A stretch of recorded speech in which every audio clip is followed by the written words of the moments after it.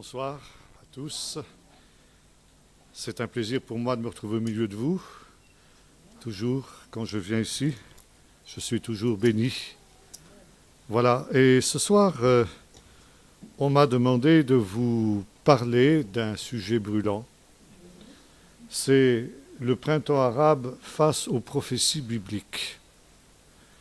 Alors bien sûr, quand nous traitons d'un tel sujet, il n'est pas question de prendre la Bible d'une main et le journal de l'autre. Évidemment, la Bible n'a pas des commentaires à nous faire, même des commentaires prophétiques, sur chaque aspect de l'actualité. Mais la Bible nous donne des grandes lignes, des points de repère, pour que nous puissions nous situer dans les événements que nous vivons en les comparant avec ce que l'apôtre Pierre appelle cette lampe qui brûle dans un lieu obscur qu'est la prophétie, jusqu'à ce que vienne la pleine lumière, c'est-à-dire la réalité des choses. J'aimerais que nous puissions faire une lecture ce soir, on en fera deux autres, mais la première de ces lectures, nous la ferons dans le livre du prophète Ésaïe, au chapitre 63, et à partir du verset 1er jusqu'au verset 6. C'est une prophétie qui est en quelque sorte un dialogue entre le prophète et un mystérieux personnage que nous allons essayer d'identifier. Donc, Ésaïe 63, verset 1er. Question. Qui est celui qui vient d'Édom, de Botsra, en vêtements de couleur vive, en habits éclatants, et se redressant avec fierté dans la plénitude de sa force? Réponse. C'est moi qui parle avec justice et qui ai le pouvoir de sauver. Question. Pourquoi tes habits sont-ils rouges et tes vêtements comme les vêtements de celui qui foule au pressoir? Réponse. J'ai été seul à fouler à la cuvée, et nul homme d'entre les peuples n'était avec moi. Je les ai foulés dans ma colère, je les ai écrasés dans ma fureur. Leur sang a jailli sur mes vêtements, et j'ai taché tous mes habits, car un jour de vengeance était dans mon cœur, et l'année de mes rachetés est venue. Je regardais, et personne pour m'aider. J'étais désolé, et personne pour me soutenir. Alors mon bras m'est venu en aide, et ma fureur m'a servi de soutien. J'ai foulé les peuples dans ma colère, je les ai rendus ivres dans ma fureur, et j'ai répandu leur sang sur la terre. Qui est celui qui vient d'Édom, qui vient de Botsra? Le prophète, en effet, voit venir de cette région un guerrier. Et un guerrier qui, d'une certaine manière, revient du combat. Il ne part pas, il en revient. Et il porte encore les traces de ce combat terrible qu'il vient de mener victorieusement. Et chose surprenante qui va motiver les questions du prophète, pourquoi est-il seul? Il est très rare de voir un guerrier agir seul. Et là, c'est le détail qui justement frappe le prophète. Première question, qui est celui qui vient d'Édom? Édom, qu'est-ce que c'est qu'Édom? Édom, c'est le deuxième nom qui a été donné à Ésaü, le frère de Jacob. Ésaü et Jacob, on le sait, étaient des jumeaux. Et Ésaü était le premier, l'aîné, quand il est sorti du sein de sa mère. Mais il y avait eu, avant la naissance de ces deux enfants, une prophétie donnée à ses parents qui disait « Le plus grand, Ésaü-Édom, sera assujetti au plus jeune, c'est-à-dire Jacob, Israël. » Et plus tard, ces deux enfants, ces deux hommes, ont donné naissance à deux nations. Jacob a donné naissance à la nation d'Israël et Ésaü a donné naissance au peuple d'Édom. Édom a été un tout petit royaume situé à peu près entre le sud de la mer Morte et la mer Rouge. Un royaume qui n'a jamais fait beaucoup parler de lui et qui a disparu de la scène de l'histoire un petit siècle avant la venue de Jésus. Or, nous avons ici affaire à une prophétie qui touche aux choses dernières. Et elle n'est pas la seule de ces prophéties qui touchent aux choses dernières qui fassent référence à Édom.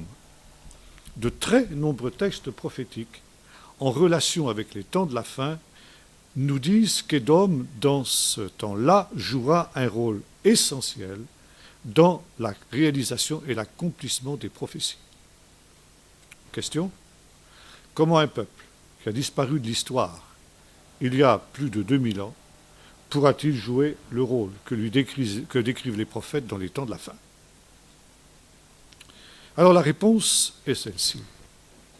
La réponse du peuple d'Israël nous est donnée et elle concerne notamment ce que nous sommes en train de traduire ces jours-ci avec Jean-Luc, le livre de Daniel, et particulièrement la vision du chapitre 7, où le prophète voit apparaître 4 animaux qui représentent 4 empires. Les 3 premiers de ces empires et de ces animaux sont clairement identifiés. Le premier, c'est un lion, il est identifié avec Babylone. Le deuxième, c'est un ours, il est identifié avec les Mèdes et les Perses. Le troisième, c'est un léopard, et il est identifié avec l'empire d'Alexandre le Grand. Et puis nous avons un 4e animal, différent de tous les autres, qui n'est pas un animal qu'on trouve sur la terre. C'est un animal imaginaire, pourrait-on dire. Il a des dents de fer, il a des ongles de bronze, il a 10 cornes. Bon, on n'a jamais vu un animal pareil sur la terre et c'est heureux. Je n'aimerais pas rencontrer au coin d'un bois. Et cet animal, bien entendu, il n'est pas nommé. Et l'empire qu'il représente non plus n'est pas nommé. Et nous savons, nous qui vivons après ces événements, que l'empire qui a succédé aux Grecs, Alexandre le Grand, n'est autre que l'empire romain. Et les sages d'Israël ont posé la question. Mais pourquoi le prophète Daniel n'a-t-il pas dit en toutes lettres qu'il s'agissait de l'empire romain ? Eh bien, tout simplement parce qu'à l'époque de Daniel, l'empire romain, Rome n'existait pas. Et par conséquent, ni Daniel, ni les autres prophètes ne pouvaient nommer cet empire. Et parce qu'ils ne pouvaient pas le nommer, ils lui ont donné le nom de ce petit royaume que nous avons évoqué tout à l'heure, le royaume d'Édom. Et dans la tradition juive, il nous est dit que lorsque nous lisons dans les prophéties de la fin Édom, il faut comprendre en réalité l'Empire romain.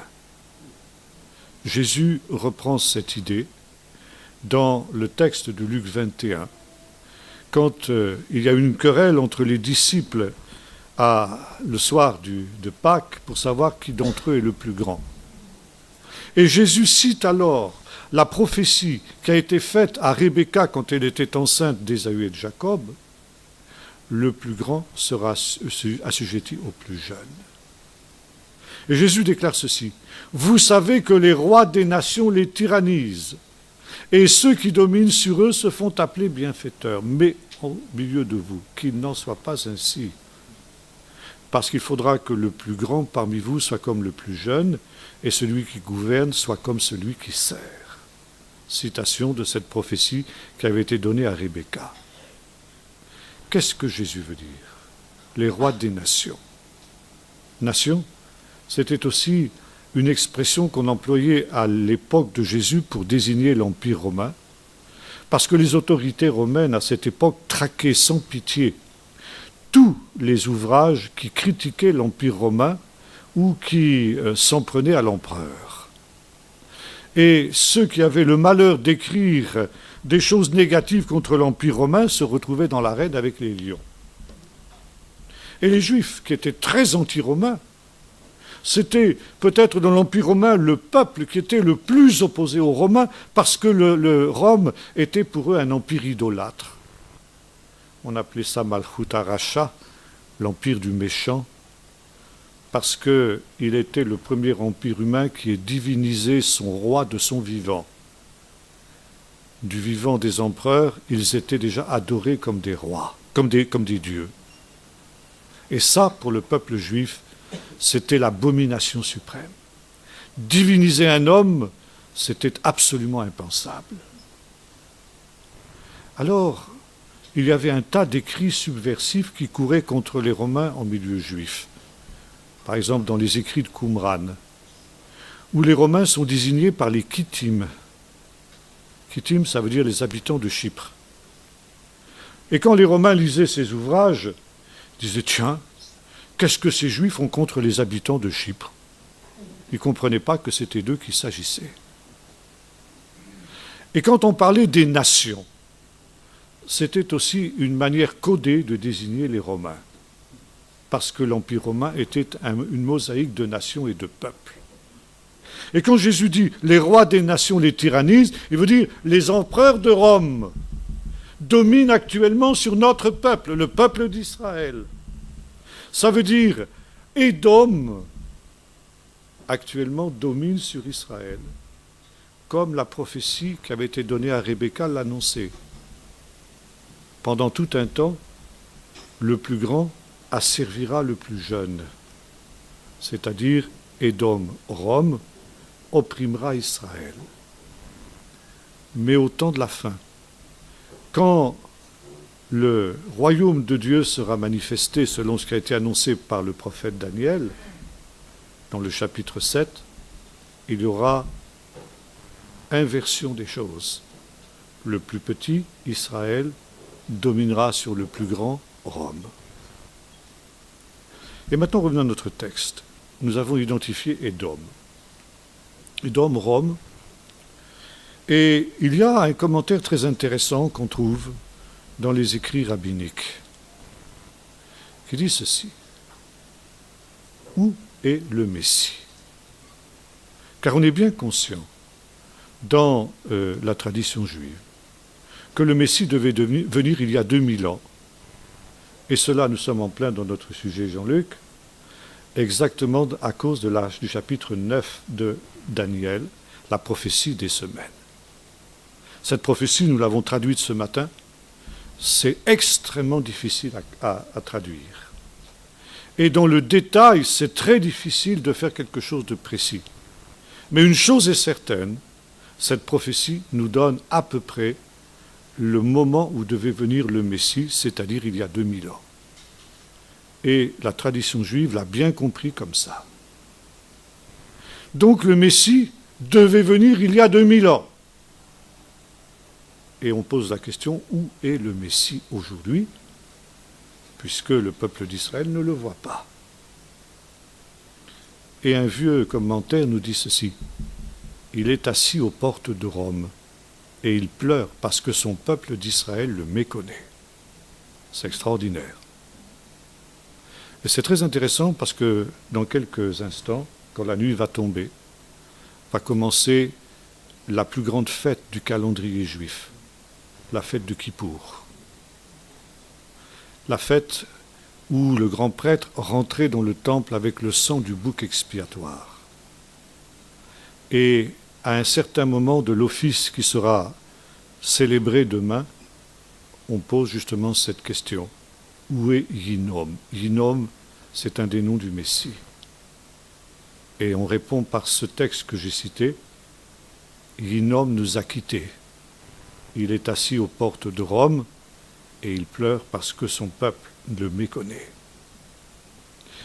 Et ça veut dire que les sages d'Israël ont compris d'une manière peut-être pas tout à fait consciente que au moment où le peuple d'Israël allait méconnaître Jésus comme Messie, les nations, et notamment l'Empire romain, allaient recevoir le Messie qui pour nous est Jésus. Et c'est la raison pour laquelle il nous est dit ceci, le guerrier dont il est question dans notre texte d'Ésaïe 63, c'est le Messie. Parce que quand viendra le temps de la fin, le temps où le Messie viendra pour délivrer Israël, d'où viendra-t-il? Il viendra d'Édom, il viendra de Rome. Il viendra du christianisme, de la chrétienté. Et il y a un autre commentaire qui rejoint ce que Jésus dit dans le chapitre 24 de l'évangile de Matthieu. Il faut d'abord que cette bonne nouvelle du royaume soit prêchée à toutes les nations, et alors seulement viendra la fin. Et chez les rabbins, vous trouvez ceci. Quand est-ce que tu entendras les pas du Messie? Alors il y a toute une liste de signes qui nous sont donnés. Et un des signes est celui-ci. Il faut d'abord que le monde entier ait été rempli par la minute. Minute, c'est une expression qui signifie en hébreu le christianisme. Et les Juifs sont conscients que leur salut et la rédemption du monde et la délivrance messianique ne pourront venir que lorsque le monde entier aura entendu parler de l'évangile de Jésus. C'est extraordinaire. Voilà. Qui est celui qui vient d'Édom? La réponse est claire, c'est le Messie. Mais ce n'est plus le Messie humble et victorieux qui est monté sur un âne, comme il l'a fait le jour des rameaux. Celui qui vient non pas pour être servi, mais pour servir et pour donner sa vie en rançon pour plusieurs. Nous le voyons ici comme le juge des derniers jours. Celui qui vient pour exécuter les jugements de Dieu. D'ailleurs, ce texte d'Ésaïe 63, vous le retrouvez aussi dans le livre de l'Apocalypse, lorsqu'effectivement Jésus vient pour exécuter les derniers jugements de Dieu sur un monde révolté, sur un monde impie. Et c'est exactement ici ce que nous dit ce texte. Nous avons donc ici affaire non pas à la première venue de Jésus, qui est venu pour sauver les pécheurs que nous sommes, mais nous avons ici le Messie victorieux qui vient au dernier jour pour exécuter ses jugements sur tous les rebelles qui ont refusé cet évangile qui aura été prêché pendant 2000 ans. Maintenant, il y a cette question que nous avons posée tout à l'heure. Donc ici, un guerrier, apparition d'un guerrier, qui est le Messie dans sa deuxième venue. Mais la question qui se pose maintenant est celle-ci. Pourquoi est-il seul? Pourquoi est-il seul à exécuter ces jugements de Dieu? Et là, les commentateurs ont dit quelque chose de tout à fait intéressant si on pense que ces commentaires ont été écrits au Moyen-Âge, à une époque où il n'y avait pas de pétrodollars, de pétrole, où il n'y avait pas d'empire arabe qui aujourd'hui menace le monde entier. C'était évidemment une situation tout à fait différente. Il n'y avait pas de médias non plus, il n'y avait pas de télévision, il n'y avait pas d'Internet, il n'y avait pas de satellite artificiel et tous ces moyens de communication extraordinaires que nous possédons aujourd'hui. Et le commentaire nous dit ceci. Pourquoi, au temps de la fin, le Messie, représentant de Dieu, sera-t-il seul? Et la réponse est celle-ci. Parce que dans ce temps-là, le peuple d'Israël sera absolument seul face à toute la coalition des nations. Et je reviens à ce commentaire prophétique que j'évoquais tout à l'heure, où il est dit que le Messie ne viendra que lorsque le monde entier aura été rempli par la minute, c'est-à-dire par le christianisme. Et ce commentaire nous dit que dans ce temps-là, le peuple d'Israël sera dans une détresse terrible. Et le texte se termine de la manière suivante. Dans ce temps-là, nous n'aurons plus personne vers qui nous tourner, si ce n'est vers notre Père qui est dans les cieux. Et c'est très intéressant de noter que les Israéliens, aujourd'hui, ils aiment beaucoup afficher leurs opinions sur les pare-chocs de leurs voitures. Et ils collent sur les pare-chocs de leurs voitures des petites bandes adhésives où il y a leurs opinions politiques ou autres. Si bien que quand vous êtes arrêté à un feu rouge, en lisant ce qu'il y a sur le pare-choc de la voiture qui est devant vous, vous savez à quel genre de personnes vous avez affaire. Et il y a maintenant un slogan qui apparaît de plus en plus sur les pare-chocs des voitures. C'est justement ce texte. Dans ce temps-là, nous n'aurons plus personne vers qui nous tourner, si ce n'est vers notre Père qui est dans les cieux. Israël absolument seul. Et les commentateurs ont dit ceci, ça c'est quelque chose qui sera unique au monde. Dans toute l'histoire, ce sera du jamais vu. Les peuples les plus terribles, les plus, ce qu'on appellerait aujourd'hui des États voyous, ont toujours eu des amis et des alliés. Rome avait des alliés. Babylone avait des alliés. Les Assyriens avaient des alliés. Hitler avait des alliés. Staline avait des alliés. La Corée a des alliés aujourd'hui. L'Iran a des alliés. Et dans le temps de la fin, on dit les commentateurs de ce texte, on assistera à une situation qui n'aura jamais eu d'équivalent dans l'histoire humaine. Israël n'aura aucun allié. Israël n'aura aucun ami et il devra faire face tout seul à une coalition de nations. Il y a un certain nombre d'années, je prêchais sur un texte semblable dans une de nos églises de Bretagne. Et c'était l'époque encore d'une certaine lune de miel entre Israël et les États-Unis. Déjà depuis de nombreuses années, la plupart des nations ont abandonné Israël à son sort. Et Israël, jusqu'à il y a de cela quelques années, n'avait plus qu'un seul allié. Mais cet allié était de taille. C'était la plus grande puissance du monde, et à elle seule, elle valait tous les autres pays qui avaient abandonné Israël. Cet allié, c'était bien sûr les États-Unis. Et dans cette réunion, j'ai eu l'occasion de dire ceci.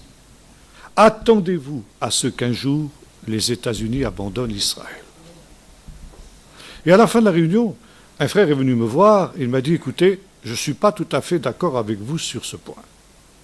Vous savez, je connais très bien les États-Unis, et je peux vous dire une chose, jamais les États-Unis n'abandonneront Israël. Je dis, mon cher frère, il ne faut jamais dire jamais, surtout quand la Bible dit le contraire.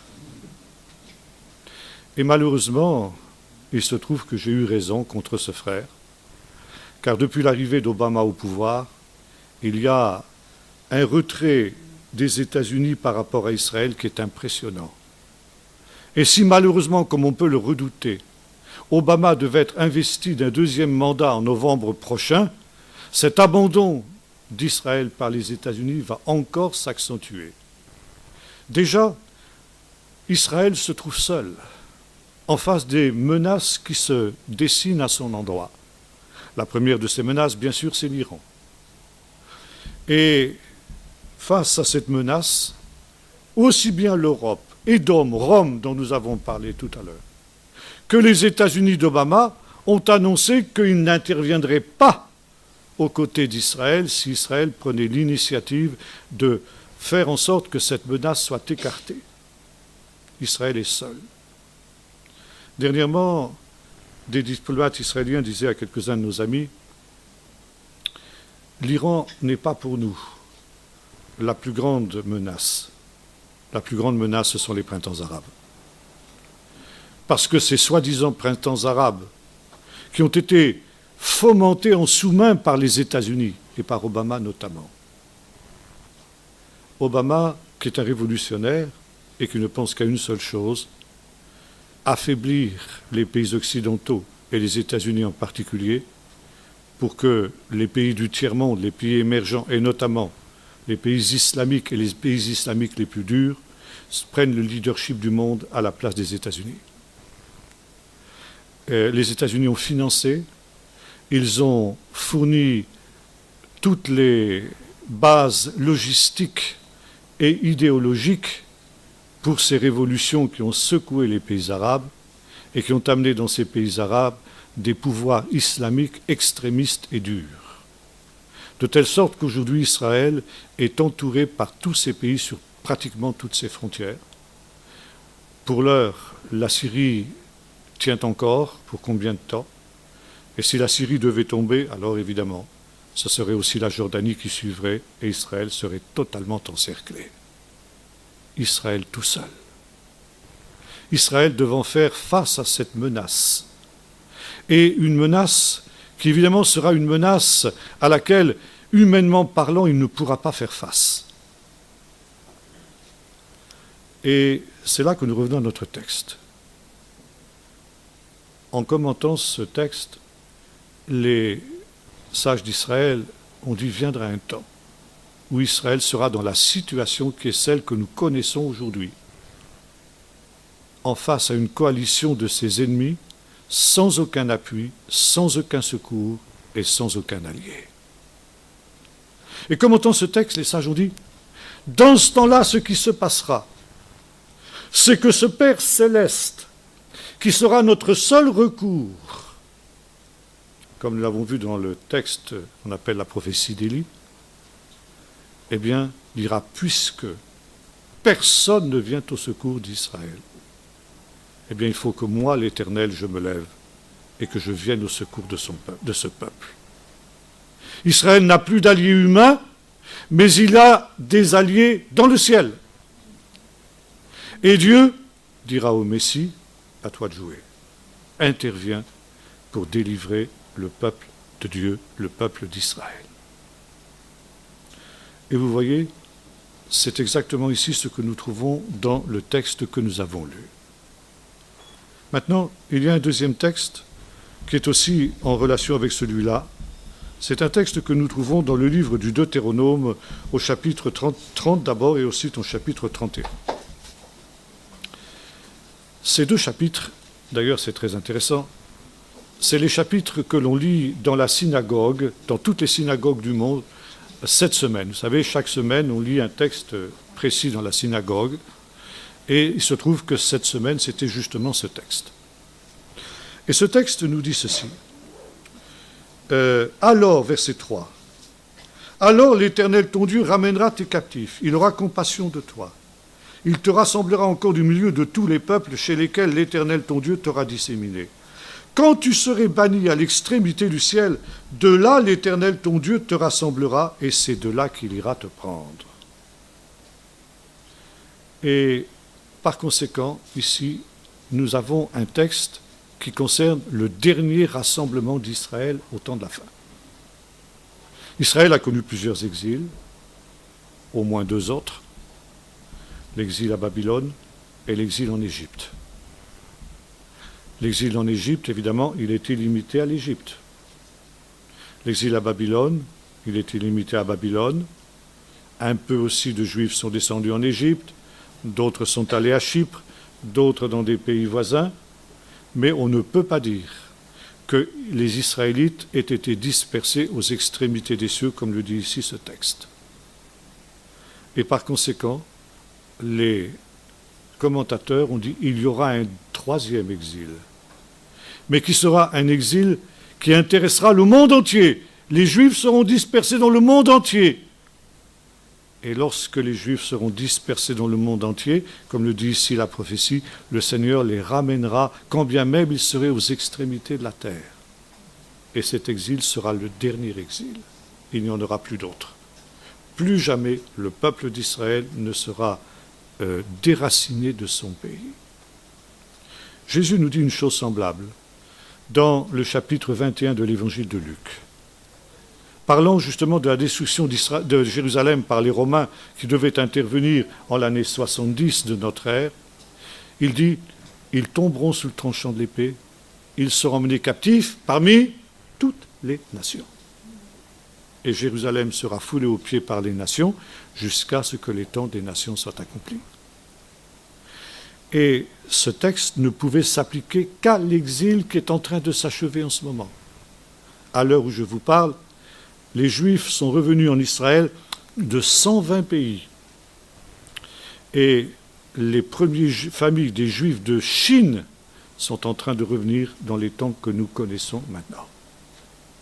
Je dois me rendre le mois prochain à un colloque à Jérusalem sur les Juifs secrets qui ont conservé leur judéité secrètement pour échapper aux rigueurs de l'Inquisition. et qu'on trouve maintenant un peu partout dans le monde. Et là aussi, il y a maintenant une volonté de ces gens-là de revenir dans le pays d'Israël. Ils reviendront de toutes les nations. Voilà, donc ici, nous vivons ce temps. Maintenant, si nous arrivons au chapitre 31, nous lisons ceci. Chapitre 31 et verset 29. Moïse prophétise sur ce qui arrivera au temps de la fin. Il dit ceci. « Je sais qu'après ma mort, vous vous corromprez honteusement et vous vous écarterez de la voie que je vous ai prescrite. Et un malheur vous arrivera dans les temps à venir. »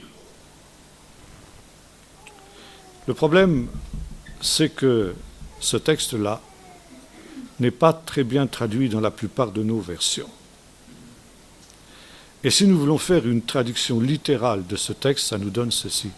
« Et un malheur vous atteindra à la fin des temps, et non pas dans les temps à venir. » À la fin des temps, ça veut dire quand vous aurez été rassemblés dans votre pays de toutes les nations, puisque nous avons vu dans le texte précédent que le rassemblement d'Israël de toutes les nations serait le dernier exil et celui qui marquerait justement la fin.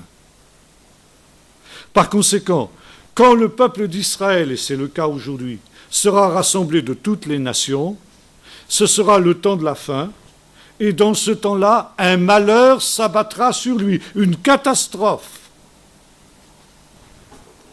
Alors, justement, qu'est-ce que c'est que ce malheur? Qu'est-ce que c'est que cette catastrophe? Maintenant, si nous voulons affiner un petit peu plus cette traduction, ça nous donne encore quelque chose de plus précis. En hébreu, ça se dit « Vekarata etrem hara'a be'acheret hayamim » « Karata ». Ça se traduit littéralement de la manière suivante. Le malheur sera appelé sur toi à la fin des temps. Ou encore, on appellera sur toi un malheur à la fin des temps. Et commentant ce texte, les sages ont dit ceci. Ce malheur qui s'abattra sur Israël au temps de la fin, quand il sera rassemblé de tous les pays dans lesquels il aura été dispersé jusqu'aux extrémités de la terre, sera un malheur qui sera proclamé, qui sera le résultat d'une parole qui sera dite. Et ce malheur, c'est quelque chose qui se trouve en relation avec le fait de parler, de crier, ça veut dire le malheur sera dans une parole, le malheur sera dans la parole. Et ils ont commenté, qu'est-ce que ça veut dire un malheur qui sera dans une parole? Alors je ne vais pas vous citer exactement le texte, mais en gros, ils ont entrevu ce que nous appellerions aujourd'hui une guerre médiatique, une guerre de propagande, le résultat d'une parole. Israël a été l'objet déjà d'une diabolisation, déjà entre les deux guerres mondiales, au moment de l'arrivée d'Hitler au pouvoir. Et bien avant de déclencher la Shoah, la solution finale, Hitler a diabolisé le peuple d'Israël, l'accusant d'être un peuple de parasites, d'un peuple qui était semblable à des rats qui corrompent le peuple allemand, du peuple qui avait donné au peuple allemand un coup de poignard dans le dos pendant la Première Guerre mondiale et qui avait fait qu'à cause de lui, cette guerre avait été perdue par l'Allemagne. Que c'était un peuple qui était une réalité étrangère, une greffe étrangère au génie européen, au génie arien, que c'était un peuple de sous-hommes, j'en passe et des meilleurs. Et cette propagande, criée, parlée par les services de propagande nazis pendant des années, ont lavé le cerveau de toute la population allemande.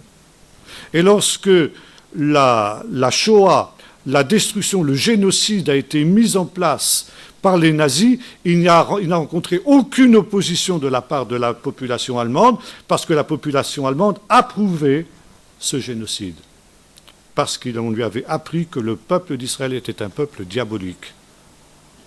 Déjà, un certain christianisme au Moyen-Âge aussi avait employé les mêmes techniques. Et quand l'Inquisition s'était abattue sur le peuple juif, c'est parce que le peuple juif était aussi un peuple diabolisé. Et on disait que la synagogue était un repère de démons, que les Juifs avaient les pieds fourchus comme le diable, qu'ils sentaient l'odeur du soufre, l'odeur de l'enfer, même quand ils sortaient d'avoir pris leur douche. Et j'en passe et des meilleurs, que c'était un peuple diabolique. Et voilà que, depuis quelques années maintenant, il y a cette fois-ci au niveau du monde entier, à nouveau, une diabolisation d'Israël en tant qu'assassin du peuple christique qu'est le peuple palestinien, que Israël est en train de crucifier comme il a crucifié le Christ en son temps. Ça, c'est un thème de propagande qui est en train de se répandre aujourd'hui dans le monde entier. Et il n'y a pas de jour où les médias du monde entier ne diabolisent Israël et ne glorifient en quelque sorte que justement ce peuple palestinien qui a été créé de toutes pièces pour justement s'opposer à Israël, parce que ce peuple est un peuple artificiel qui n'a jamais existé. Un malheur qui sera le résultat d'une parole proclamée, d'une parole dite dans le monde entier. Mon père est âgé de 92 ans. Et en parlant avec lui de ces choses, il y a quelque temps, il me disait, tu vois, ce que nous sommes en train de vivre aujourd'hui, c'est exactement ce que nous, les anciens, nous avons vécu du temps d'Hitler, avant la Première Guerre mondiale. Mais la différence, c'est qu'aujourd'hui, à l'époque, c'était limité à l'Europe, aujourd'hui, ça touche le monde entier. Il y a de l'antisémitisme sous couleur d'antisionisme dans les pays d'Afrique, qui n'ont jamais vu de juifs. Vous vous souvenez de la conférence de Durban en 1999, soi-disant contre le racisme, où tous les congressistes qui débarquaient des avions recevaient un petit papier sur lequel était écrit « Un juif, une balle ». En Afrique, il y a de l'antisémitisme au Japon, où il n'y a jamais eu de juifs. Le résultat d'une parole dite, d'une parole proclamée.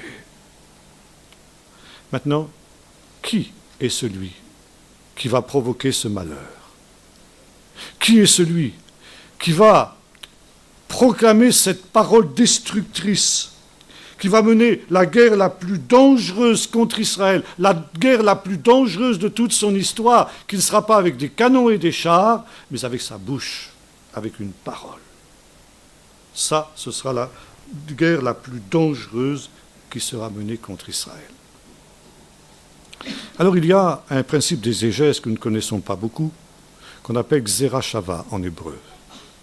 Ça consiste à comparer deux textes dans deux endroits différents de la Bible, mais qui ont les mêmes mots et les mêmes idées. Et là, nous avons le mot karata. Vekarata lachem et ara'a be'arechet agamim. On appellera le malheur sur toi au temps de la fin. Est-ce qu'il y a un autre texte où ce mot karata, on appellera, on proclamera, apparaît dans la Bible? Oui. C'est dans le livre de la Genèse, au chapitre 16. Et nous allons reprendre ce texte. Ce texte, il concerne un épisode très célèbre dans l'histoire d'Abraham, l'histoire d'Agar. Vous vous souvenez de cette histoire? Sarah, la femme légitime d'Abraham, était stérile. Et devant l'incapacité dans laquelle elle se trouvait d'avoir des enfants, elle a utilisé une vieille coutume qui était parfaitement admise dans la société du temps, même si elle nous choque aujourd'hui. Elle a donné à son mari sa servante Agar, une Égyptienne, comme concubine. Et l'enfant qui est né de cette union devait être considéré comme le fils de la femme légitime, comme le fils de Sarah. D'une certaine manière, on pourrait dire que c'était la technique des mères porteuses de l'époque. Et voilà donc ici que Sarah se trouve enceinte d'Abraham. Pardon, Agar se trouve enceinte d'Abraham. Et voilà, ici on se trouve dans une situation fausse. Deux femmes se partagent le même homme. C'est contre nature, c'est impossible. Si deux femmes se partagent le même homme, forcément, il va y avoir un conflit qui va éclater entre elles. C'est inévitable. Et c'est ce qui se passe. Il y a un conflit entre Sarah et Agar. Et comme Sarah est la maîtresse, c'est elle qui a le dessus, forcément, et vient un temps où Agar enceinte n'en peut plus, et elle s'enfuit dans le désert. Et c'est là qu'intervient justement l'épisode qui nous est rappelé dans le chapitre 16 du livre de la Genèse. L'ange de l'Éternel la trouva, verset 7, près d'une source d'eau dans le désert, près de la source qui est sur le chemin de Chour. Il dit, Agar, servante de Sarah, d'où viens-tu et où vas-tu? Elle répondit, j'ai pris la fuite loin de Sarah et ma maîtresse. L'ange de l'Éternel lui dit, retourne chez ta maîtresse et humilie-toi devant elle. L'ange de l'Éternel lui dit, je multiplierai beaucoup ta descendance. On ne pourra la compter tant elle sera nombreuse. L'ange de l'Éternel lui dit, te voici enceinte, tu vas accoucher d'un fils. Vekarata et shmo Ishmaël. Et tu appelleras son nom Ishmaël. Karata. Le même mot que celui que nous avons trouvé dans notre texte de tout à l'heure, Karata lachem et tara'a et achechet agamim. Tu appelleras son nom Ishmaël. Ce sont deux rares textes où on trouve cette expression Vekarata. Conclusion, qui est celui qui va appeler le malheur au temps de la fin contre Israël? Ishmaël, le fils d'Agar, le fils de l'Égyptienne. Et se produira au temps de la fin ce qui s'est produit entre Sarah et Agar. On essaiera de faire en sorte que la terre d'Israël soit partagée entre deux peuples, Israël et Ishmaël. Ça veut dire le fils de Sarah, Israël, et le fils d'Agar, Ishmaël. Mais de la même manière que deux femmes ne peuvent pas se partager le même homme, deux peuples ne peuvent pas se partager la même terre. Automatiquement, un conflit va éclater entre eux, exactement comme le conflit a éclaté entre Sarah et Agar. Et c'est exactement ce que nous voyons aujourd'hui. Diviser un pays entre deux peuples, ça ne s'est jamais vu dans l'histoire. Là aussi, c'est quelque chose de tout à fait exceptionnel. Et ça ne peut pas marcher. C'est impossible. Et par conséquent, il y a conflit interminable que nous connaissons aujourd'hui. Parce que c'est une situation contre nature. Et par conséquent, eh bien, Ishmaël va réagir. Maintenant, il y a dans ce texte que nous avons lu dans le chapitre 16 un autre point intéressant. L'ange dit à Sarah, « Retourne chez ta maîtresse et humilie-toi devant elle. » Elle était enceinte, l'ange le lui rappelle, « Tu es enceinte. » Et les médecins aujourd'hui savent parfaitement, excusez-moi, que... Pardon. Ils savent que l'enfant dans le sein de sa mère est déjà conscient d'un certain nombre de choses. Et notamment que si sa mère subit un traumatisme, l'enfant aussi subit le traumatisme dans le sein de sa mère.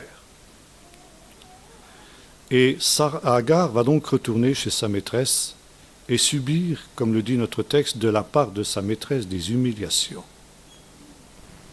Et de ces humiliations dont sa mère est victime, l'enfant dans le sein de sa mère va être conscient. Et quand il va naître avec un complexe d'infériorité.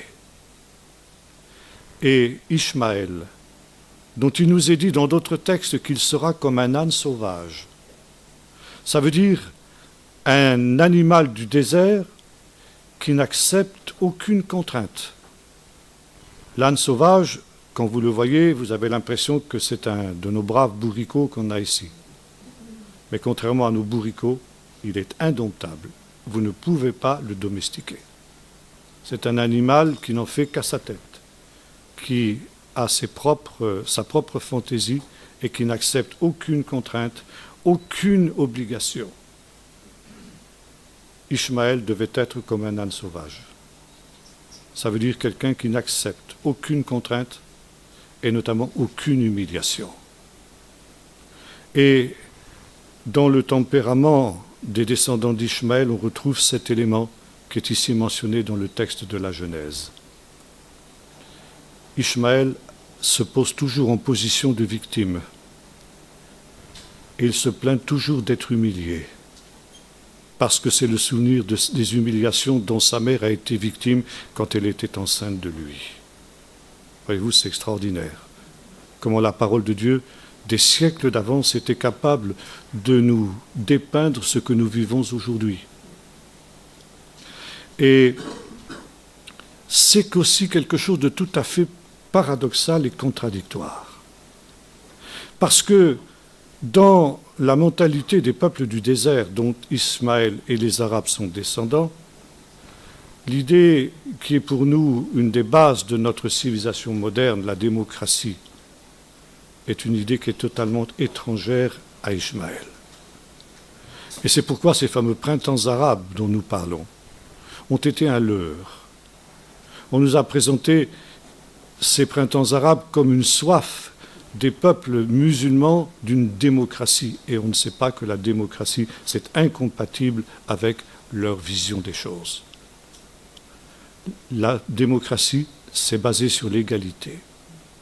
Tous les hommes naissent égaux en devoir et en droit.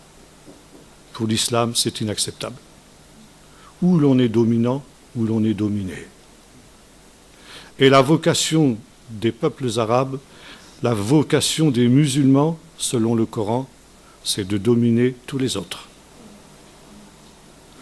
Et toute l'histoire de l'expansion de l'islam est l'histoire d'une guerre de domination qu'on appelle en arabe le djihad, la guerre sainte pour la proclamation de la foi. Je ne sais pas si vous connaissez le drapeau de l'Arabie saoudite. C'est un drapeau vert, couleur de l'islam, sur laquelle est tissé en son centre un sabre blanc. Et au-dessus de ce sabre, vous avez une inscription en arabe, que beaucoup sont incapables de lire bien sûr, mais qui dit ceci, « Dar el-Islam bisa'ef ». Ça veut dire « Le règne de l'islam se répand par le glaive, par l'épée ». Et c'est exactement ce qui s'est passé dans l'histoire. L'islam ne s'est pas répandu pacifiquement. Par la prédication du Coran, il s'est répandu par l'épée. Où les peuples vaincus se convertissaient à l'islam, où ils étaient tués. Et c'est exactement ce qui se reproduit encore de nos jours, au Soudan par exemple, en Érythrée et dans d'autres pays du même ordre, où nos frères chrétiens sont abominablement persécutés. Le règne de l'islam se répand par le glaive. Et c'est ainsi que l'islam a toujours cherché à dominer et n'a jamais accepté d'être dominé. Il y a dans le Coran ce texte qui nous dit ceci, « Embrasse le bras que tu ne peux pas mordre et prie Allah pour qu'il le brise. » Ça veut dire, quand vraiment le rapport des forces est défavorable, on peut se soumettre pour un temps, mais en profitant de la première occasion pour reprendre le dessus. Et voilà, ici, l'islam a toujours été dominateur et non pas dominé. Et notamment dans l'histoire, jamais les peuples arabes n'ont été sous la domination d'Israël. Jamais ils n'ont été dominés par les Juifs. C'est quelque chose qui n'existe pas. C'est l'inverse qui s'est produite. Mais jamais la domination des Juifs sur les Arabes. Et les commentateurs de ces textes que nous étudions ce soir ont dit ceci. Dans les temps de la fin, on assistera à ce paradoxe, où Ishmaël, qui aura été dominateur, se plaindra à toutes les nations d'être dominées par Israël, d'être humiliées par Israël. On appellera le malheur sur toi. Qui appellera le malheur sur toi? Ishmaël. Et comment convoquera-t-il toutes les nations pour qu'elles montent contre Jérusalem? Et qu'Israël se trouve totalement seul, comme l'avons vu tout à l'heure dans le chapitre 63 d'Ésaïe, en se plaignant d'être humilié par Israël. Et la puissance de la parole d'Ishmaël, de cette parole proclamée, de ce qu'on appellera aujourd'hui sa propagande, sera à ce moment-là tellement forte, tellement convaincante, que malgré les évidences, les peuples effectivement, viendront au secours d'Ishmaël parce qu'ils croiront qu'il est humilié et qu'il est dominé par Israël. Et voilà ce que la cause de ce que l'on appelle, reprenant le texte d'Ézéchiel 38 et 39, la guerre de Gog. Cette guerre finale où toutes les nations monteront contre Jérusalem, où Israël se trouvera totalement isolé, totalement seul, comme nous l'avons vu tout à l'heure, eh bien c'est quand il y aura cette illusion qui se sera répandue dans le monde entier qu'il faut venir au secours de ceux qui sont humiliés, qui sont opprimés par Israël.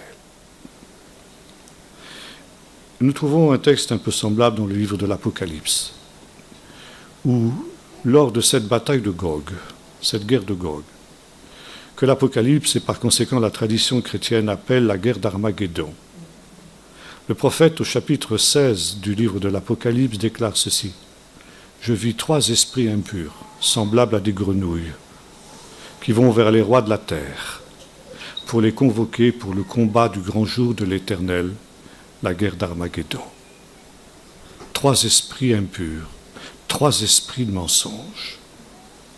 Et ce sont justement, c'est cette guerre médiatique, cette guerre qui est le résultat d'une parole dite, d'une parole proclamée, d'une propagande, qui est aussi annoncée par Jean dans le livre de l'Apocalypse, cette guerre que nous sommes en train de vivre, dans cette perspective justement de ces printemps arabes qui est notre sujet de ce soir.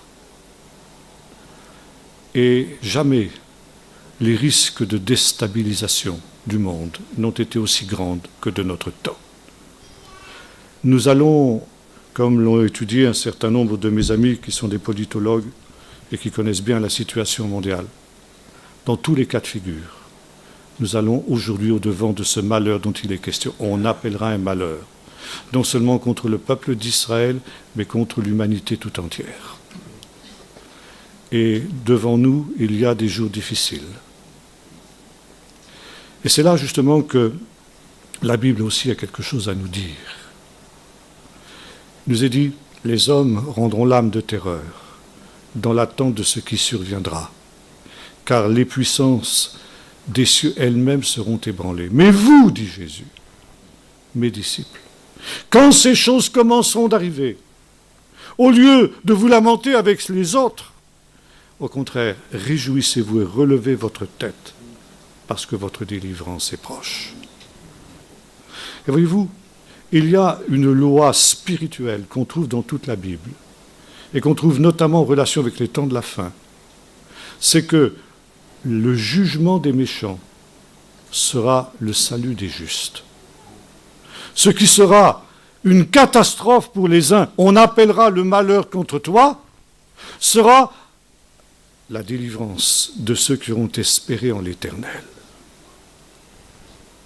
Il se trouve que nous sommes au début du dernier acte de la fin, que nous entrons dans cette période de turbulence qui, logiquement, doit aboutir au retour du Seigneur, sous la forme de ce guerrier dont il est question dans le chapitre 63 du livre du prophète Ésaïe. Et dans ce contexte-là, je voudrais terminer par un texte que nous trouvons dans le livre du prophète Ésaïe. Il nous dit ceci: « Sentinelle, accouez la nuit. » C'est très intéressant, il commence aussi par cette expression « on me crie de Séhir ». Séhir, c'est aussi Édom. Séhir, c'est un autre nom pour Édom. On me crie de Séhir, sentinelle, accouez la nuit. Et la sentinelle répond, le matin vient et la nuit aussi. Alors ça, c'est quelque chose qui peut sembler paradoxal. Comment le matin et la nuit peuvent-ils venir en même temps? C'est pas possible. Ou c'est le matin ou c'est la nuit. Et la réponse est celle-ci. C'est la nuit qui vient pour les uns, mais c'est le matin qui vient pour les autres. C'est la nuit qui vient pour les méchants, pour les rebelles, pour les pécheurs impénitents, mais c'est le matin, c'est-à-dire le salut, la lumière, qui vient pour les justes. Et la question que cette sentinelle pose à tous ceux auxquels elle adresse son message est la question suivante. pour toi, qu'est-ce qui vient? Le matin ou la nuit? Et c'est la question aussi importante pour nous ce soir. Des événements graves vont survenir. Ils seront ténèbres pour les uns, ils seront lumière pour les autres. Et ce qui est essentiel de savoir, c'est qu'est-ce qui vient pour chacun d'entre nous. Est-ce que ce jour de l'Éternel, comme le disait aussi un autre prophète, le prophète Amos, sera pour toi ténèbres ou est-ce qu'il sera pour toi lumière? Et là, évidemment, cela dépend de notre attitude spirituelle. Et la suite du texte d'Ésaïe que j'évoquais tout à l'heure continue en disant ceci. Si vous voulez interroger, interrogez. Ce que nous avons fait ce soir. Et dit maintenant, venez et revenez. Venez, ça veut dire venez, vous qui n'êtes jamais venus au Seigneur. Et peut-être qu'il y a au milieu de nous ce soir des gens qui n'ont pas fait encore la paix avec Dieu, des gens qui n'ont pas reçu Jésus-Christ comme sauveur, parce que c'était ce pourquoi il était venu lors de sa première venue. Non pas pour être un juge, mais pour être un sauveur. Et ce temps, ce grand long temps de patience de Dieu se prolonge encore de nos jours. Aujourd'hui, Jésus peut se révéler à notre cœur. Non pas comme ce juge dont nous avons lu la description dans le chapitre 63 d'Ésaïe, mais comme celui justement qui veut nous sauver, qui nous prend tels que nous sommes, bien que pécheurs, bien que loin de lui, rebelles. Le Seigneur veut nous purifier de tout péché et nous faire passer du camp des ténèbres dans le camp de la lumière. Et si quelqu'un aujourd'hui accepte cet appel du Seigneur, s'il se tourne vers Jésus et attend de lui le pardon de ses péchés, il va passer des ténèbres à la lumière. Il va passer de ce camp de ceux qui connaîtront le jugement à celui de ceux qui connaîtront la lumière du matin. Le matin vient et la nuit aussi. Venez. Venez si vous n'êtes jamais venus. Et puis, il y a une deuxième exhortation que le prophète adresse à ses auditeurs. Revenez. Et cela s'applique non pas à des gens qui ne sont jamais venus, mais à des gens qui sont déjà venus, mais qui pour toutes sortes de raisons se sont peut-être éloignés. Des gens que l'on appellerait dans notre jargon évangélique des rétrogrades, ou des gens qui, sans être rétrogrades d'une manière ouverte, se sont attédis, se sont refroidis dans leur foi, dans leur piété, qui ont été, comme cette église que le Seigneur dénonçait dans le livre de l'Apocalypse, tu as abandonné ton premier amour. Ou bien encore, cette dernière église, qui pour moi est aussi l'image de la dernière église. On pourrait appeler ça l'église finitive. Tu dis, je suis riche, je me suis enrichi, je n'ai besoin de rien. Et tu ne sais pas que tu es pauvre, misérable, aveugle et nu. Nous pouvons nous illusionner sur notre état spirituel parce que nous avons une piété d'apparence. Et vous savez, il m'arrive parfois, quand je prêche sur ces choses, d'avoir des réactions très négatives. J'ai un frère dont je vous ai déjà parlé, je pense, ce frère qui a été piqué par des frelons, je ne sais pas si j'en ai parlé ici, je pense, et qui a été dans un état de mort clinique pendant 4h30, qui est revenu ensuite à la vie miraculeusement, et qui a dit qu'il avait reçu une mission du Seigneur, d'appeler son Église à un retour, parce qu'il revenait lui bientôt, et que son Église n'était pas prête. Le Seigneur disait, « Et mon peuple ne se réjouit pas de ce que je revienne. » Et ça, j'ai rencontré des gens qui ne se réjouissent pas quand on dit ces choses. Je me souviens de ce frère ancien de son église, je faisais une série sur l'Apocalypse. Et au bout de 3 réunions, il est venu me voir, il m'a dit, si vous continuez sur ce thème, je ne viendrai plus aux réunions. Et il a tenu parole, il a cessé. Une dame, c'était pendant un camp d'été, dans le centre de la France.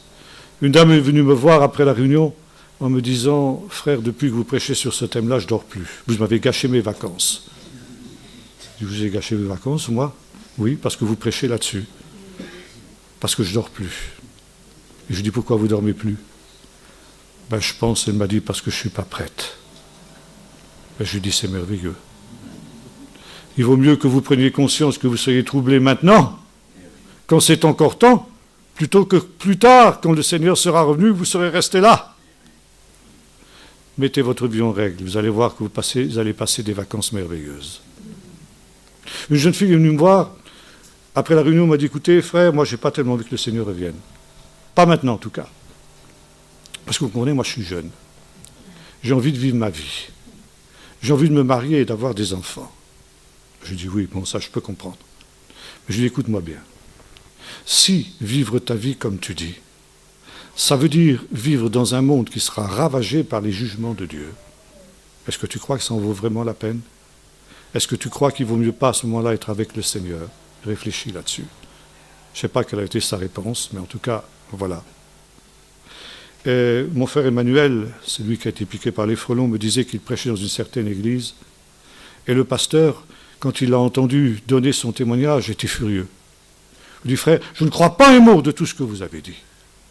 Parce que, vous savez, nous, on a des plans pour évangéliser le monde pendant tout le XXIe siècle. Et le Seigneur ne pourra pas venir avant la fin du siècle.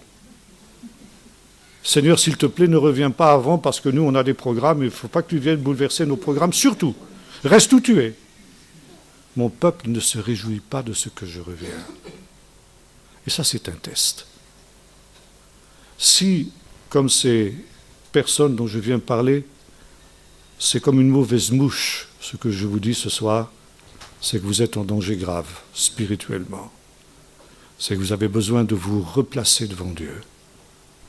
Mais si, au contraire, vous vous réjouissez, alors, eh bien, que le Seigneur soit béni. C'est que vous êtes prêts à partir devant lui. Et si vous n'êtes pas prêts, eh bien, revenez. Revenez aux sources. Souviens-toi d'où tu es tombé, pratique tes premières œuvres et repens-toi. Moi, je châtie et je reprends tout ce que j'aime, et du zèle et repens-toi. Et ce soir, la prière que nous devons faire est celle de David. Sonde-moi, ô Dieu, connais mon cœur, éprouve-moi, connais mes pensées. Voici je marche dans tes voies, et conduis-moi sur la voie de l'éternité. Que Dieu vous bénisse. Voilà, si on a quelques questions. Oui, si vous avez quelques questions, je suis prêt à essayer d'y répondre.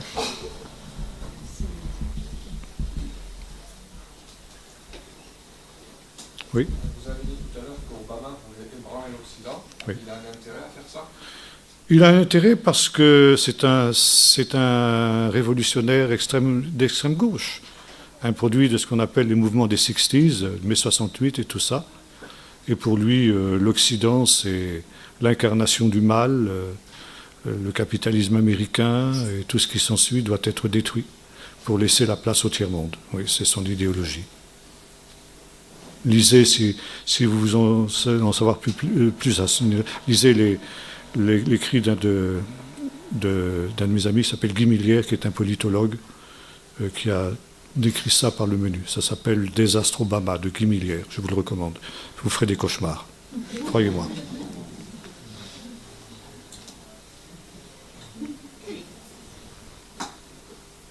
Au temps de la fin, donc, vous disiez que toutes les nations monteront contre Israël et nous, chrétiens, enfin, le peuple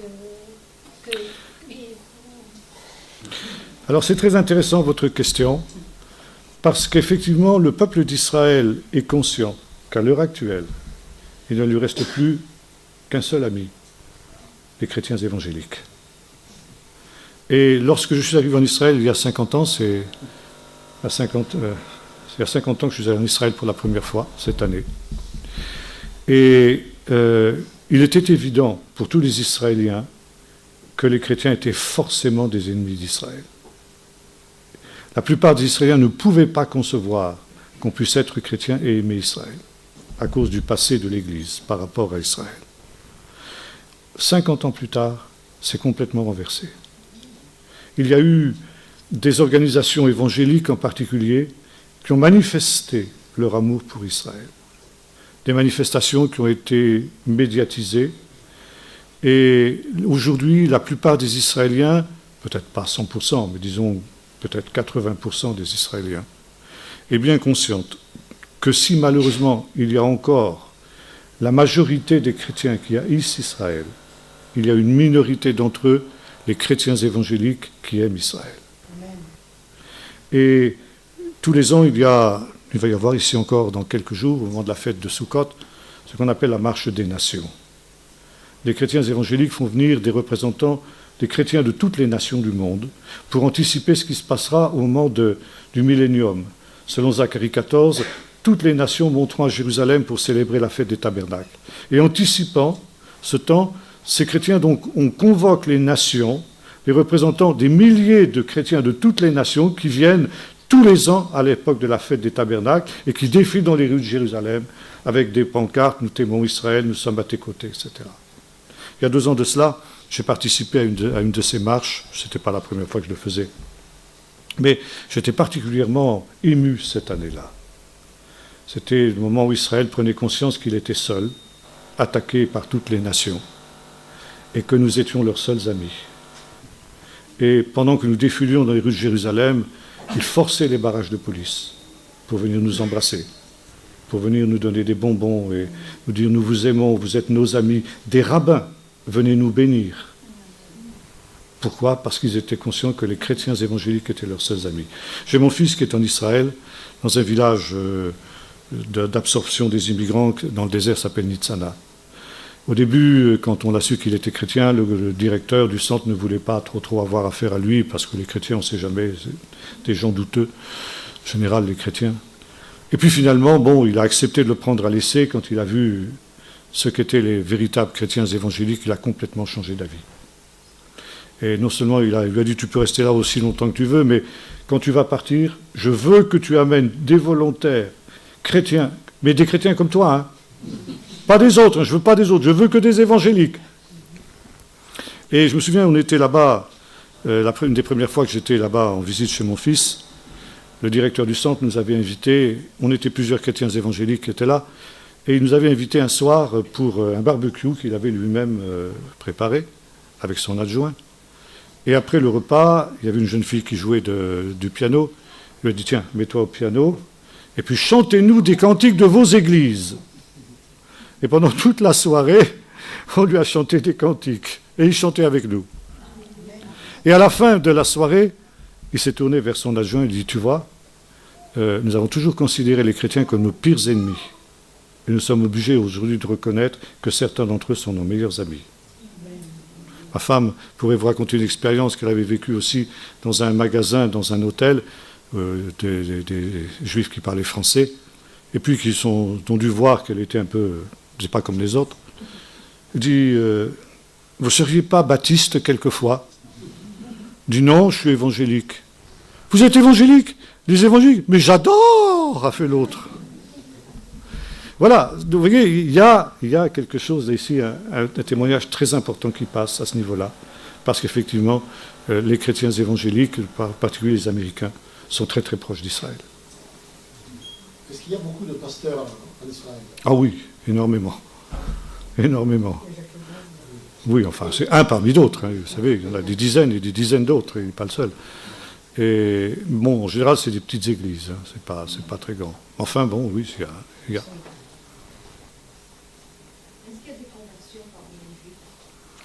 Bon, d'abord, il faut savoir que le mot conversion n'est pas approprié. Il ne faut jamais parler de conversion à un juif, ni parler de juif converti. Nous comprenons, nous savons ce que ça veut dire dans notre jargon évangélique, se convertir. Mais un juif, quand vous lui parlez de conversion, ça voudra dire pour lui changer de religion. Et c'est évidemment pas ce que nous lui demandons de faire, mais c'est comme ça qu'il le comprendra. Et un juif converti, pour un juif non converti, c'est un traître. Et c'est une des raisons pour lesquelles le mot convertir, conversion, quand on parle avec des juifs, est à bannir. D'autant qu'effectivement, sur ce plan-là, donc changer de religion, un juif ne se convertit pas.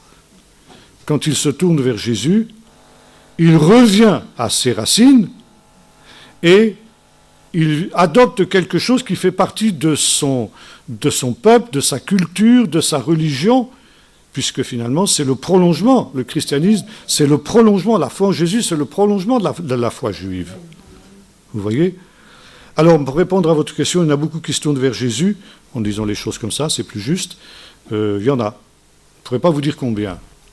Parce qu'il y a ceux qui le font ouvertement, et il y a ceux qui le cachent, pour des raisons diverses, que vous pouvez comprendre. Je peux vous dire une chose, par contre. C'est que, au sein des juifs religieux, il y a un grand nombre de juifs, et de rabbins surtout, qui savent que Jésus est le Messie, qui l'ont toujours su, et qui le disent secrètement à des gens qui sont intéressés par la question du Messie. J'ai un de mes amis qui est décédé il y a déjà nombre d'années, qui était lui-même pas un rabbin, un juge rabbinique, mais enfin c'est presque pareil, disons, et qui, sans contact ni avec le christianisme, ni avec les écrits chrétiens, s'est tourné, a reconnu que Jésus était le Messie. Entre autres choses, par le texte que je vous ai cité tout à l'heure, le Messie est assis aux portes de Rome et il pleure parce que son peuple le méconnaît. C'était un des textes qui l'a amené à se tourner vers Jésus. Et quand il est allé voir, quand il a découvert ça, il est allé voir ses maîtres, il leur a dit, voilà, j'ai découvert que Jésus est le Messie. Et ses maîtres lui ont dit, Simcha, c'était son nom, tu viens de découvrir notre secret. Depuis toujours, nous savons que Jésus est le Messie. Mais à cause de ce que les goyim, les non-juifs en ont fait, tu n'as pas le droit de le dire. Alors Simcha dit, moi je ne suis pas d'accord, Dieu ramène son peuple en ce moment dans son pays, c'est le moment de dire au peuple juif tout entier que Jésus est le Messie d'Israël. Alors il est venu s'installer, il a quitté Miami, en Floride où il habitait, il est venu s'installer dans le désert d'Israël, dans un endroit absolument abandonné, et là comme le texte d'Ésaïe 40 le dit, une voix crie dans le désert. Il dit la voix qui crie dans le désert. Il me disait, tu vois, quand le matin je sors de ma maison et que je fais mon jogging, je crie aux quatre coins de l'horizon que Jésus est le Messie. Amen. Dans le désert. Et on m'entend dans le monde entier. Il avait raison. Il avait tellement marqué le peuple d'Israël, d'ailleurs c'était impossible de ne pas le voir, quand on descendait sur la route d'Élat, on passait à côté d'une banderole qui était large comme votre salle, ici, peut-être même plus, où il y avait écrit en lettres hautes comme ça, le village de Jésus le Messie. Donc tout le monde savait. Il avait sa synagogue, parce qu'il était avec les pégotes, il avait tout, comme les rabbins, exactement. Il avait sa synagogue, et il y avait le voile sur lequel sa femme avait gravé en grosses lettres « Yeshua, Jésus ». Et il me disait, je ne peux pas te dire le nombre de rabbins que j'ai baptisés au nom de Jésus. Les miens du Méachérim. Alors, bon, évidemment, ces rabbins-là, ils ne le disent pas. Ils ne vous le diront pas. Mais voilà, il y a ce mouvement. Oui, alors, notre frère, et puis ensuite là-bas. Si j'ai souvenir, ce rabbin, c'est le rabbin Perlmutter, c'est ça? Rabbin, c'est Simcha Perlmutter, oui. C'est pas vraiment un rabbin, mais enfin bon, c'est un rabbin si on veut, oui. Il avait pour habitude de reprocher à l'Occident d'avoir occidentalisé le Absolument. et que c'était un frein considérable. Absolument, mais c'est sûr. Et là, je vous citerai non plus Simcha, mais mon professeur du Nouveau Testament à Jérusalem, qui était aussi un juif pieux, un juif orthodoxe, il me disait, jamais dans leur histoire, les juifs n'ont reconnu dans le Christ chrétien leur Messie. Et ça, parce qu'il y a eu cette occidentalisation du Messie. C'est-à-dire, bon, je vais vous citer un exemple. Il y a quelques années de ça, je me suis beaucoup intéressé à cette question des maranes, c'est-à-dire des crypto-juifs. Et j'étais allé faire une enquête il y a longtemps, maintenant très longtemps, parmi les derniers maranes du Portugal. On était avec des frères et sœurs portugais qui nous traduisaient, et nous emmenons dans un petit village des montagnes, où il y avait une église catholique, dans laquelle il y avait un chemin de croix, comme dans les églises catholiques du monde, mais c'était un chemin de croix grandeur nature. Les personnages étaient en grandeur nature, et c'était horrible. Les personnages de chacune des stations du chemin de croix étaient représentés comme des juifs caricaturaux, avec les nez busqués, avec les grosses lèvres, avec des vêtements, avec des diables et des flammes de l'enfer qui étaient brodées, et Jésus, blond aux yeux bleus, bien évidemment. Donc, c'était une manière de dire, Jésus n'est pas juif. Bon, c'est un exemple parmi d'autres. Mais, vous voyez, on a complètement coupé Jésus de son peuple, coupé Jésus de ses racines, Et puis, on en a fait un chrétien, quoi. Finalement, mon professeur de Nouveau Testament posait cette question. Il était très provocateur, il aimait mettre les chrétiens mal à l'aise, quoiqu'il était très ouvert aux chrétiens, il les aimait beaucoup, puis il était, je pense, lui-même, il croyait en Jésus. Mais enfin, disons qu'il voulait remettre les chrétiens en question. Et il posait la question, il dit, Jésus était-il juif ou chrétien? La réponse est évidente, Jésus n'a jamais été chrétien, sans que nous l'entendons, il était juif. Et on en a fait un chrétien. Il y a une petite plaisanterie d'ailleurs. Un rabbin meurt et il se trouve devant Dieu et dit, Seigneur, je ne suis pas digne d'entrer au paradis. Pourquoi? Mon fils s'est converti au christianisme. Et Dieu lui répond, t'inquiète pas, le mien aussi. Oui, alors je crois que le frère avait posé une question avant. Est-ce que vous pouvez développer sur, quand vous dites comme ça, que Jésus se tenait aux portes de Rome? Est-ce que ça peut porter... Alors ça veut dire que Jésus a été accepté par le peuple, enfin disons les peuples de Rome. C'est une allusion à la conversion de Constantin, quand l'Empire romain a été non pas chrétien mais christianisé. Et bon, ça a été effectivement le point de départ quand même de l'expansion de l'Évangile aux nations. À partir de l'Europe christianisée, l'Évangile s'est répandu dans le monde entier. Donc c'est ça, il est assis aux portes de Rome. Rome, évidemment, c'est l'ennemi pour le juif. Et pourtant, si vous voulez, c'est un petit peu la relation entre Ésaü et Jacob. C'est des frères ennemis, mais c'est des frères quand même. Et dans le judaïsme, on est très conscient que, comme le disait tout à l'heure le directeur de mon fils, on a considéré les chrétiens comme nos pires ennemis, mais quand même comme des frères. Parce qu'ils ont une religion, comme disait mon professeur du Nouveau Testament, qui est une religion juive. Le christianisme est une religion juive. Et par conséquent, on est des frères et des frères ennemis. Vous savez qu'il n'y a pas de plus grande inimitié que quand des frères sont brouillés. Mais avec cette idée, qu'on voit d'ailleurs dans l'histoire d'Ésaü et de Jacob dans le livre de la Genèse, qu'au temps de la fin, ils se réconcilient. Ils se réconcilient quand tous les deux se tournent vers le même Messie. Jacob qui rencontre le Messie à Péniel, dans la fameuse bataille avec l'ange. L'ange, c'est le Messie dans la tradition juive aussi. Et puis Ésaü, donc, qui lui aussi se repent, revient et puis se réconcilie avec son frère. Au temps de la fin, la vision juive, c'est que le christianisme et le judaïsme seront réconciliés dans la vision du même Messie. D'ailleurs, le professeur Flousser me disait ça. Il disait, si le Messie qui vient, c'est Jésus, je peux vous dire que ça ne posera aucun problème pour personne en Israël. Personne. Alors, quelqu'un avait posé une autre question ici, oui. Je voulais juste témoigner de ce que m'a dit un ouvrier en Israël. Il m'a dit que la mauvaise ambiance en Israël, enfin la crainte des gens, etc., il en avait parlé à son rabbin, et que le rabbin lui avait dit, mais le Messie viendra quand tous les Juifs s'aimeront. Mais alors là, il y a encore... c'est pas pour demain, croyez-moi. Oui, mais c'est vrai, il y a quelque chose comme ça, effectivement. Oui. Pardon, oui. Non. Tu parles l'une ou l'autre? En fait, à la fin des temps, est-ce que les chrétiens aussi monteront à Jérusalem aussi? Ah oui, oui, oui. Ils vont monter à Jérusalem. Ah oui, oui, Donc, oui. il y aura un exil aussi des chrétiens vers la Ah oui, oui, oui. C'est une des raisons pour lesquelles il y a cette marche des nations dont je vous parlais tout à l'heure, qui anticipe ce pèlerinage eschatologique des nations que vous trouvez chez tous les prophètes. J'ai développé ça hier à Toulon, justement, en montrant qu'il y a un parallèle entre Israël et les nations. De la même manière que Israël est parti en exil et revient dans son pays au temps de la fin, de la même manière, les nations sont parties en exil à Babel. Et au temps de la fin, ils reviendront autour du Dieu unique et du Dieu d'Israël à Jérusalem.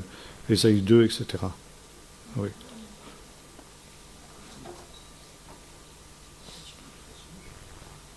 La personne qui était par là, je ne sais pas, je n'ai pas identifié, qui voulait poser une question. Est-ce qu'elle est toujours demanderesse ou non, sinon bon. Bien.